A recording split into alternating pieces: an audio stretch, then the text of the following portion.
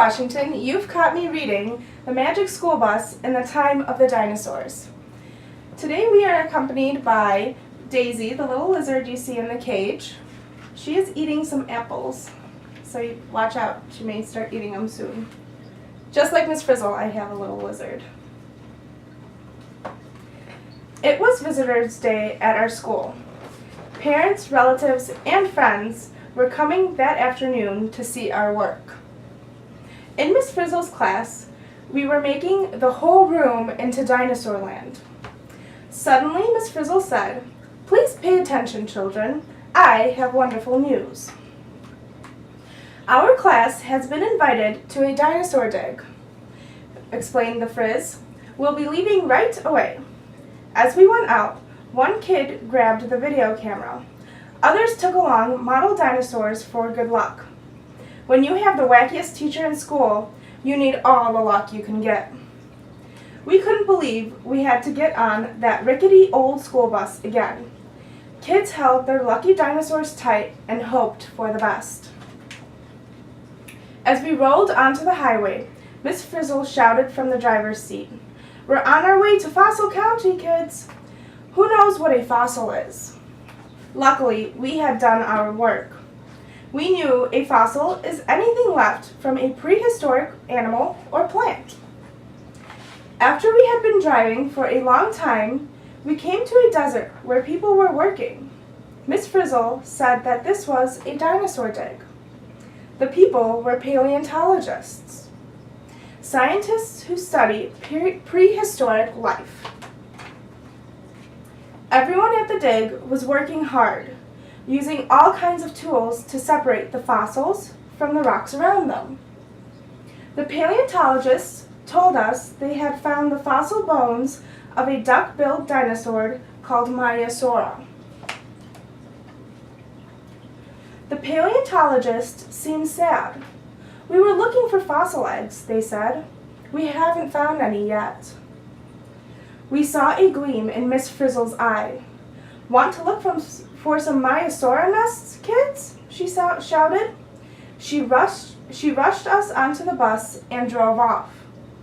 We hadn't gone far when Miss Frizzle stopped the bus. She turned a dial on the dashboard and the bus began to change. It looked like a giant alarm clock. Miss Frizzle said it was a time machine. The hand on the clock started moving backwards. 1 hour back, 1 day back, 1 year back. Outside the windows, the desert was whizzing by. 1,000 years, 1,000,000 years. We're on our way to the time of the Maiasaura. "Hang on, class," yelled Miss Frizzle. Ring, ring, the alarm went off. We heard Miss Frizzle say, "Whoops, I had a little time machine trouble. We went back too far in time, but it's nothing to worry about." "Nothing to worry about? We missed the time of the Maiasaura by 1,000,000 years." The Frizz pointed to some dinosaurs that were hunting on the banks of a river. "Their name is a Silophus," she said. "These early dinosaurs were small and light. The giant dinosaurs did not develop until later." Suddenly, a large reptile rose out of the water and opened its huge mouth. "That is not a dinosaur," Miss Frizzle said. "It's a phytosaur, a crocodile-like reptile." The phytosaur caught a little dinosaur and pulled it underwater. "We want to get back on the bus, pronto!" But Miss Frizzle said we had to learn about the Triassic plant life. We were examining some ferns when Miss Frizzle shouted, "Look at these terrific protopods. They were the first dinosaurs to eat the plants." A sudden downpour caught us by surprise, but the dinosaurs went right on eating. We ran for the bus, and the Frizz called, "Get ready to go forward in time, kids!" The last thing we saw before we took off were some small, furry animals. Miss Frizzle said they were the first mammals. The hand on the clock moved ahead. and the Triassic rainforest whizzed out of sight. Ring, ring, the alarm went off, and we heard Miss Frizzle say, "Oh no!" We had stopped just too soon. It was the late Jurassic period, the age of giants. "Notice these sauropod dinosaurs, children," said Miss Frizzle. "They were kind of impossible to miss. They were the largest land animals that ever lived." Under a pile of leaves, we found some dinosaur eggs just about to hatch. Nearby, some Stegosaurus plated dinosaurs were eating plants.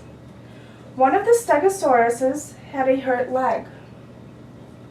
Suddenly, an Allosaurus approached the wounded Stegosaurus.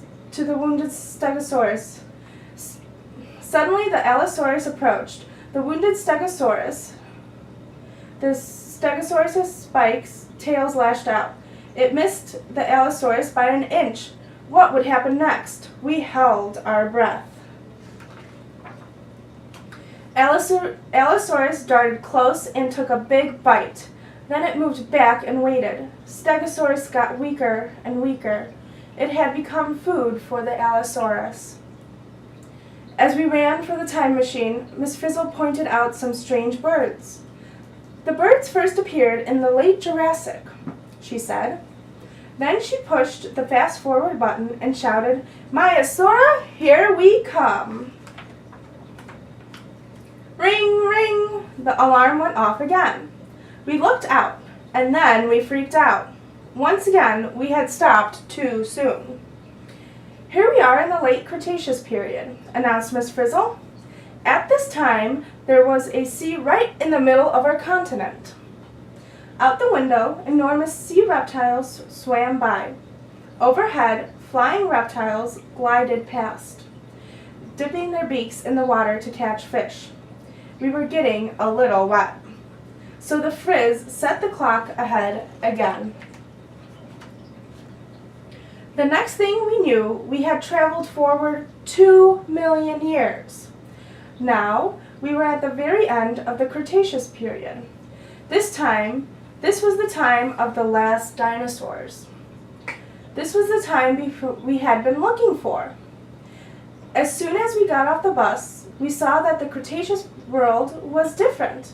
The weather was cooler. There were colorful flowers and fruits everywhere. And there were lots of new plant-eating dinosaurs. "These plant eaters could chew better than any other dinosaurs," said Miss Frizzle. "They had terrific teeth for grinding, and they had cheeks." We were watching the plant eaters chew. We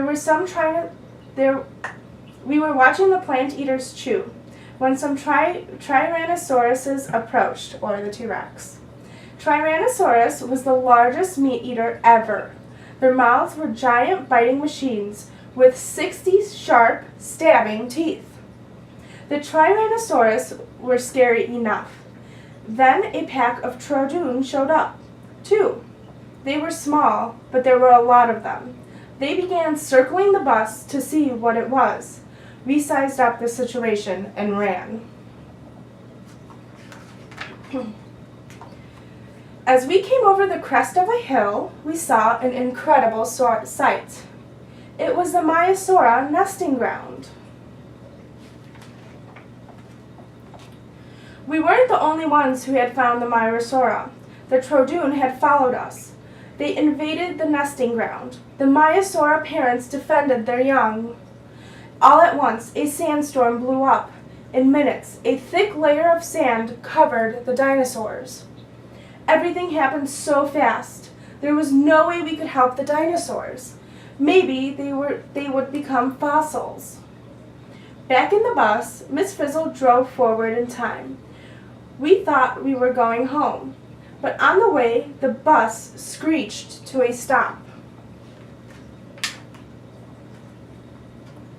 "We are in the very last minutes of the Cretaceous period," said Miss Frizzle. A bright light was shining in the sky. "Notice that asteroid?" said the Frizz. is a huge rock from outer space. Soon it will hit Earth.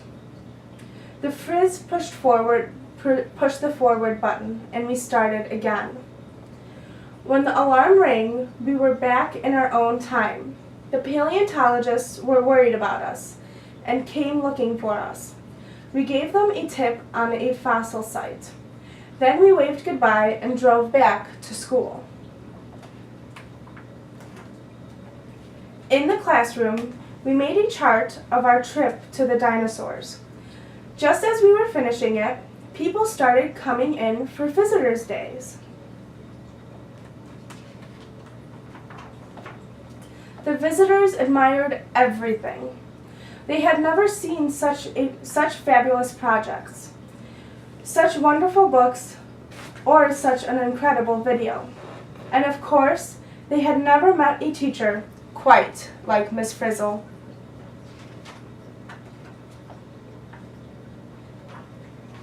Thank you for reading with me today. You can find many more of the Magic School Bus books and this one in our school library and the Sheeler Park Library. I hope you enjoyed it.